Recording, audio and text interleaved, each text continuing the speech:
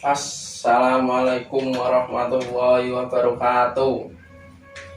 Perkenalkan, nami kula Fahri Muhammad Ilham saking kelas sedasa sekawan.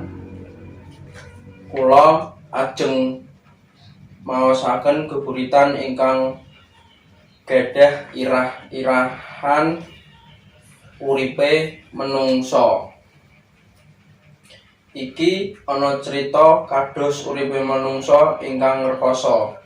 Amarga kakehan dosa ora gelem nindakake dawuhe agama. Geleme mung nyusahke wong tuwa, ora isa nyukuri sing diparingi pencipta. Isoe maling duwite tetangga. Manungsa aja neka-neka, sapa sing neka-neka bakal cilaka. Dados tiyang ingkang andhap asor. Sumarah marang Gusti nyuwun awan lan bengi iku delene urip kang jati nganti tekan swarga. Matur sembah nuwun. Wassalamualaikum warahmatullahi wabarakatuh.